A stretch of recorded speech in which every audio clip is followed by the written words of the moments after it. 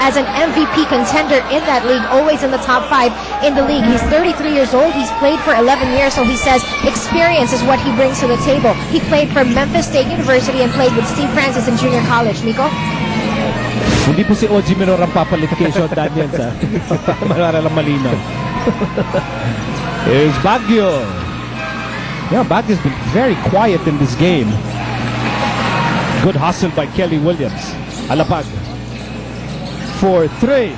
Yes, sir!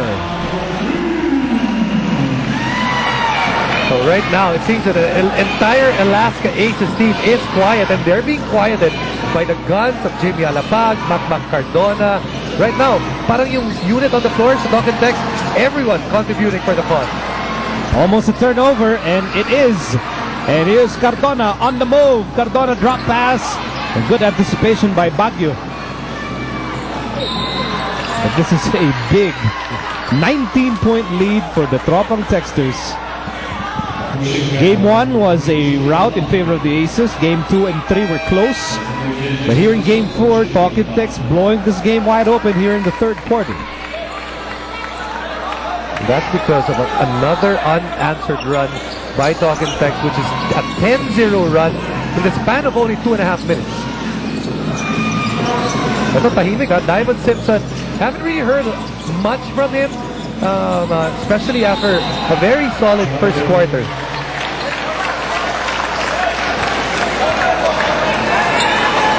If you just joined us, sakaling kakauwi nyo lang from the office, natapos ang first quarter 2018, just a 2-point lead for Talk and Text. Sumabol pa yung Alaska para lang dumikit yung laro.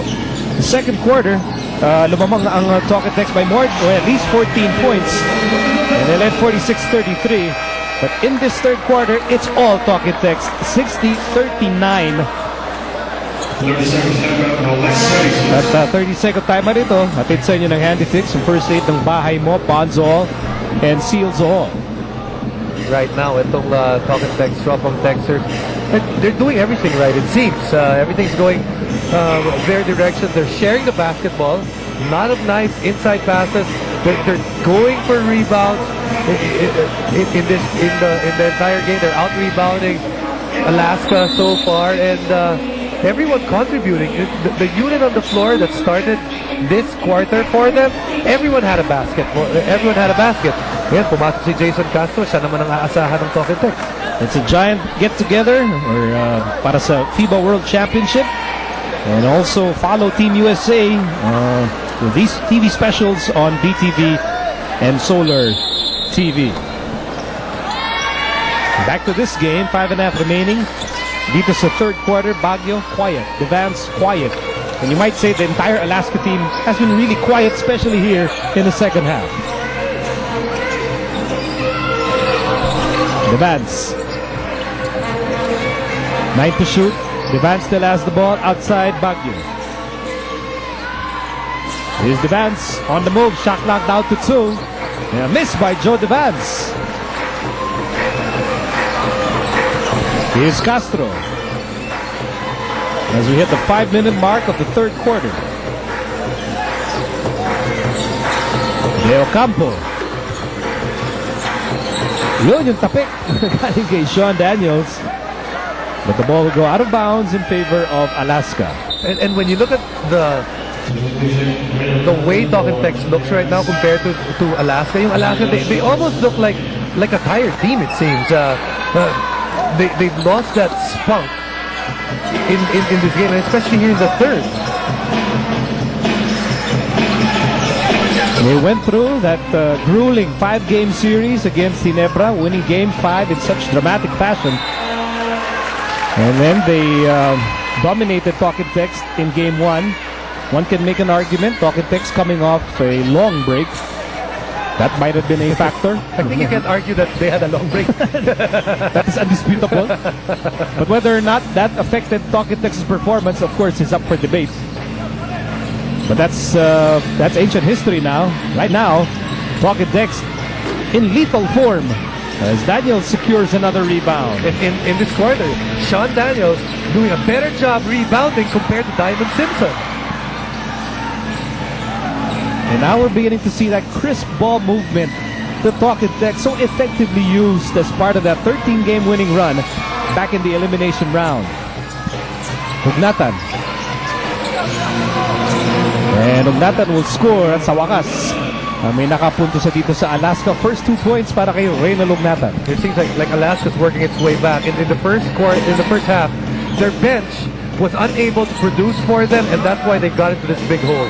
Right now that they're already in this big hole, Coach Sim hoping that this bench will do the opposite of what they did in the first half. So under 4 minutes to go in the third. At malaki-laki ang kailangan habulin dito ng Alaska. They have the ball, toss, looking at Fonacier and now Tenorio. Tenorio attacks. Drop pass, Ugnatan. Oh, short. And Cardona is headed home. Where's he going? Where's Cardona going?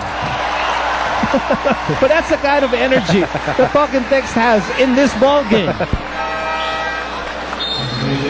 Positive energy, guys diving for loose balls and going up 4 rows up just to get a chance at that basketball.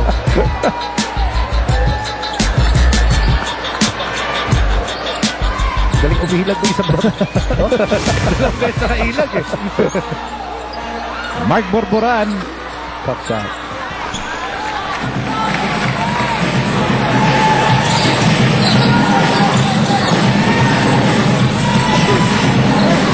Here's Castro.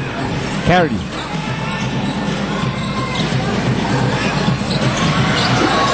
Kelly Williams with a miss, but there's a loose ball foul that will go against Talk and Text. Oh, wait a minute, it's a violation.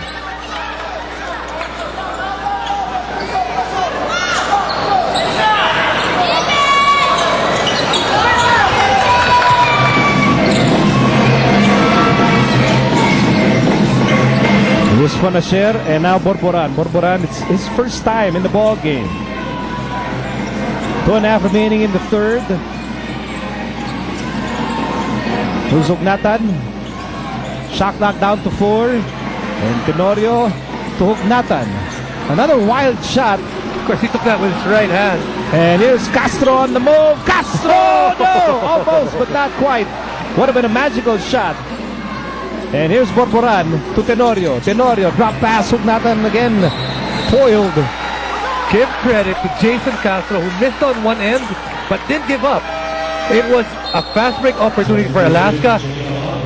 Ran back and spoiled that 3-on-2 situation on the part of the Aces. And Cardona getting a hand from the Talk and Text gallery dito sa Cuneta Astrodome as we enter the last 2 minutes of the third quarter, a quarter that has been thoroughly dominated by the Tropang Texters. Missed by Fonacier, rebound by Simpson.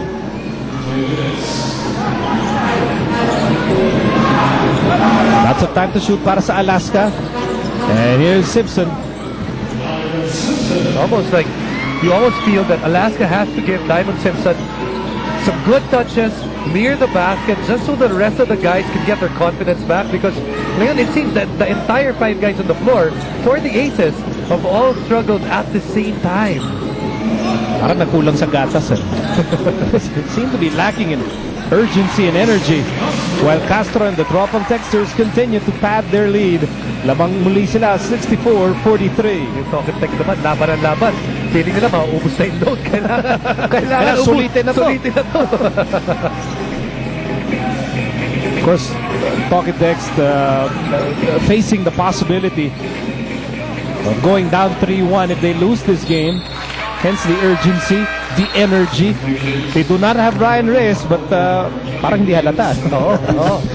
And if you can recall the way that they were playing during that span in which they had a long streak, it was a 13-game win streak.